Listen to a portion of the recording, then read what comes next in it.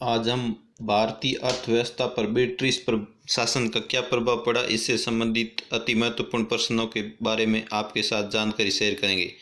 और दोस्तों, इससे पहले आप हमारे YouTube चैनल पर नए हैं तो हमारे चैनल को सब्सक्राइब अवश्य करें।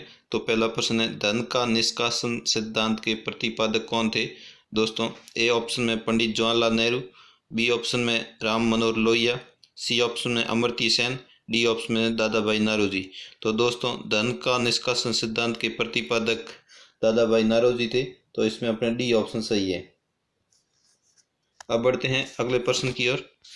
प्रश्न संख्या 2, poverty and un British rule in India पुस्तक के लेखक कौन थे या कौन है? ए ऑप्शन में पंडित जवाहरलाल नेहरू, बी ऑप्शन में राम मनोहर लोहिया, सी ऑप्शन में अमर्त्य सेन, डी ऑप्शन में दादा भाई नौरोजी। तो दोस्तों, poverty and un British rule in India पुस्तक के लेखक दादा भाई नौरोजी थे। तो इन्होंने सिद्धांत दिया था धन का निष्कासन सिद्धांत, तो ये इसमें डी ऑप्शन सही है। और दोस्तों, भारत में सबसे पहले राष्ट्रीय आय की गणना दादा भाई नौरोजी ने की थी। उस समय 1867 में 20 रुपये प्रति व्यक्ति भारत की राष्ट्रीय आय थी। अब बढ़ते हैं, प्रति व्यक्ति आय 20 रुपये थी दोस्तों। अब बढ़ते हैं अगले प्रश्न की ओर।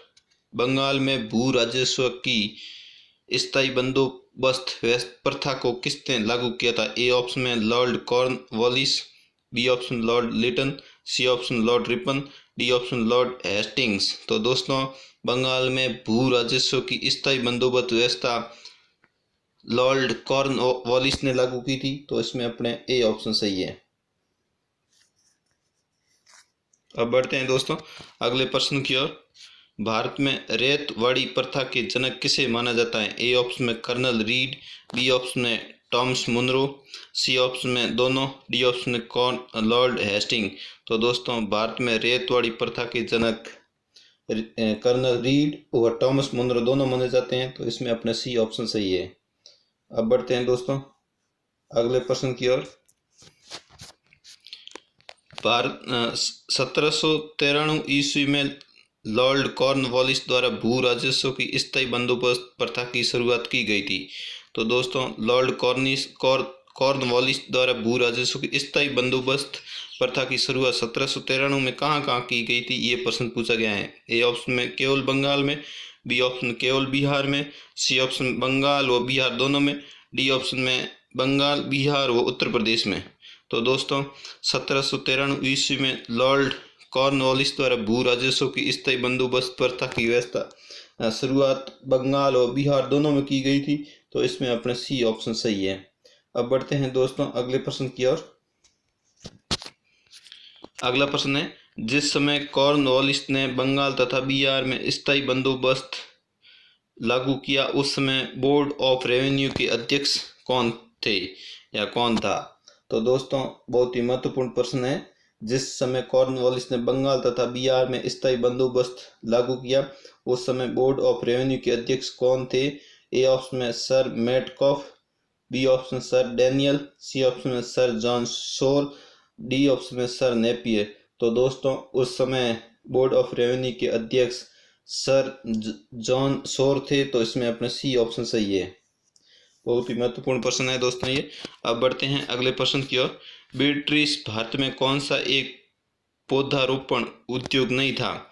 ए ऑप्शन में नील, बी ऑप्शन में कॉफी, सी ऑप्शन में चाय, डी ऑप्शन में सोरा। तो दोस्तों, ब्रिटिश भारत में कौन सा एक पौधारोपण उद्योग नहीं था? नहीं का पूछा गया है दोस्तों, ध्यान रखना आपको। तो नील था उस समय, कॉफी भी था, चाय भी था, और ये सोरा नहीं था। तो इसका अपने दोस्तों राइट ऑप्शन डी है, सोरा। अब बढ़ते हैं अगले प्रश्न की ओर। महालवाड़ी प्रथा में राजस्व वसूली हेतु राजस्व की इकाई किसे माना जाता था? ए ऑप्शन में किसान को, बी ऑप्शन जमीन के वास्तविक स्वामी को, सी ऑप्शन में गांव या महल को, डी ऑप्शन में उक्त सभी। तो दोस्तों, महालवाड़ी प्रथा में राजस्व वसूली हेतु राजस्व की इकाई गांव या महल को माना जाता था। तो दोस्तों, इसमें अपने सी ऑप्शन सही है। अब बढ़ते हैं आज का प्रश्न, जिस प्रश्न का उत्तर आपको कमेंट बॉक्स में देकर बताना है। प्रश्न है, स्थायी बंदोबस्त प्रथा बंगाल में कब लागू की गई थी? दोस्तों, स्थायी बंदोबस्त प्रथा बंगाल में कब लागू की गई थी? इस प्रश्न का उत्तर आपको कमेंट बॉक्स में देकर बताना है। और दोस्तों, आप जयपाल सक्सेस पॉइंट के यूट्यूब चैनल पर नए हैं तो हमारे चैनल को सब्सक्राइब अवश्य करें और आप अपनी तैयारी जारी रखें। जयपाल सक्सेस पॉइंट आपके अतिशीघ्र सफल होने की कामना करता है। जय हिंद, जय भारत।